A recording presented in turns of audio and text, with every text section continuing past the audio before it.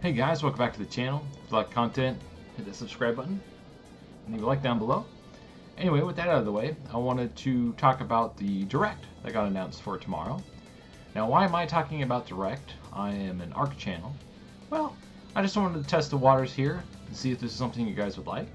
I mean, every other YouTuber you could possibly think of that is in the gaming space is throwing their 2 cents in, so I figured what the heck. Anyway, my enthusiasm for Nintendo has wavered pretty substantially because they won't release a more powerful version of it, or a Pro, if you will, air quote, Pro. But I still get excited a little bit for the Directs because you never know what they're going to show. And every Direct they show, every YouTuber out there like blows it out of proportion with their own hype, gets everybody else hyped, and then everybody gets upset when their game they really wanted doesn't show up. So anyway, let's just discuss this for a second. What do I want to see? What we'll probably see, and where Nintendo goes from here, right? So let's start off with what I hope to see.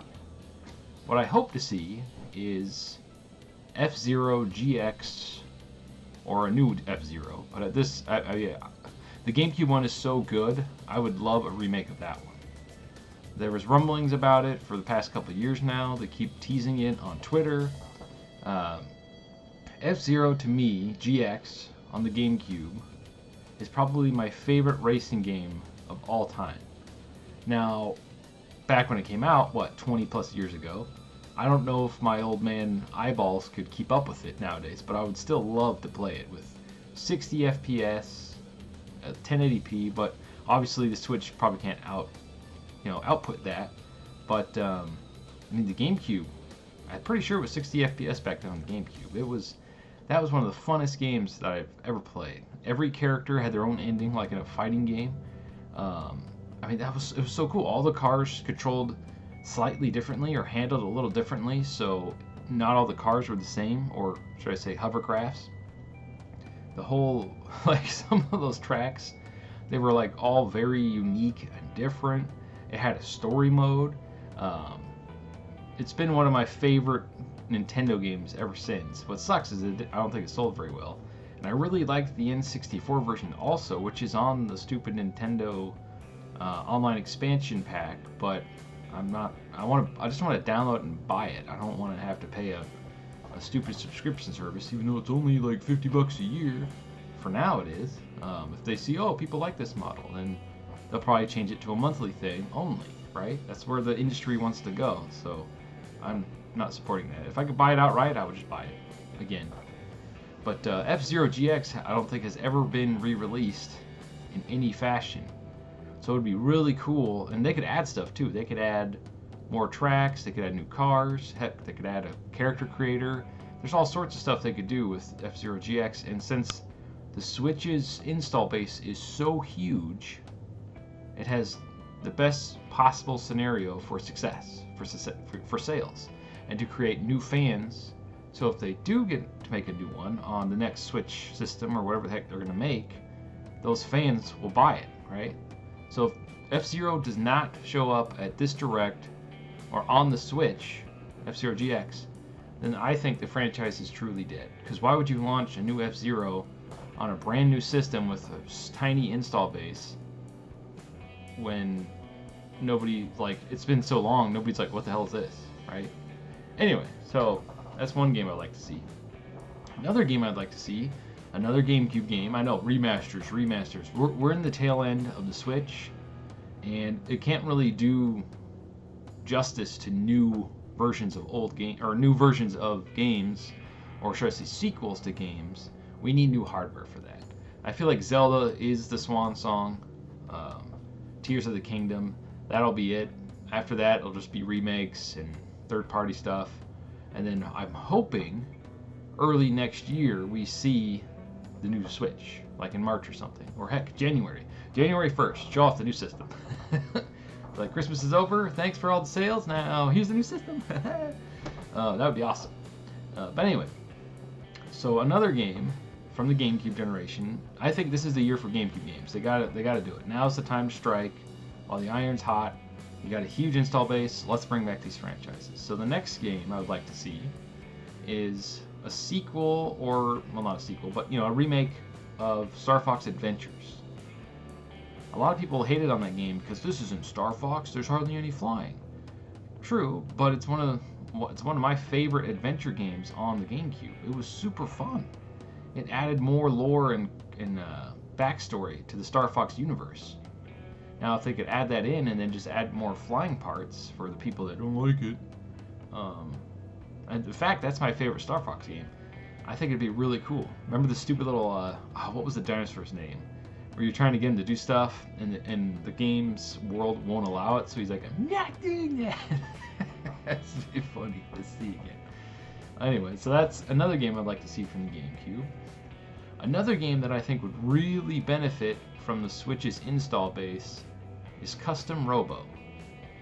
I mean, how perfect would that game be with the Switch's portable nature and the plug and play onto the TV to play against other players? You could bring it to your friend's house. You could take turns, plug it into the TV. I mean, you could battle them on the TV.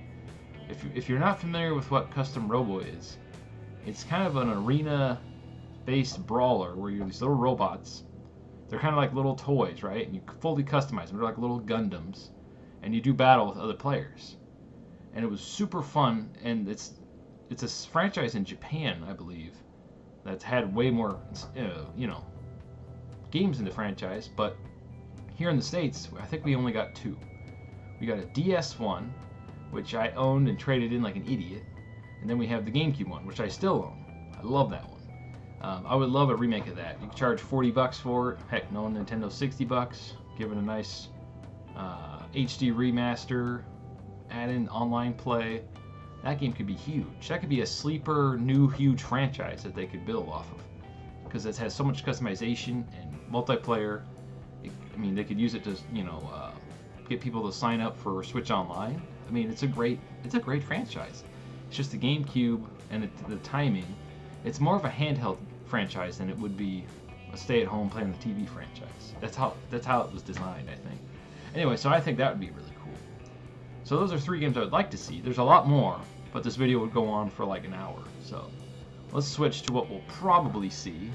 So what we'll probably see from Nintendo is obviously Pikmin 4, more Tears of the Kingdom stuff, a bunch of old ports from PS4, the PS3 generation, the Xbox 360, some old games that nobody cares about anymore. Oh, I can play it on the Switch on the go, even though I've played it 1,000 times. We'll probably see a bunch of like mobile-style farming sims. If they show one farming sim, then they get an F, because they showed all of them in the last one. And then hopefully we'll see anything about Metroid Prime. Like, if they don't show it now or during E3 period, then it's not coming to the Switch. It'll probably be a launch title. Now, supposedly the HD remaster of Metroid Prime 1 is done, so where the hell is it? They're probably trying to set it up to where they build off the hype of that and go into the next one, right? So, into the next one. So how cool would it be if they announced that as a Switch game, the first one, Prime Remastered, because it sounds like it's supposed to be a really good remaster, and then they go into the next system with Prime 2 and 3, and then a little mini collection, and then 4. Boom. Boom, boom, boom. So I'm guessing we probably won't see Metroid Prime 4 until 2025, or a year after the next system launches, which really sucks. But it sounds like they're making another 2D Metroid, so we'll probably see the 2D Metroid before we see Metroid Prime. Making those games, it takes a long time to make games now, so we'll see. And then I don't know what else Nintendo really has in the pipeline. We'll probably hear more about the movie.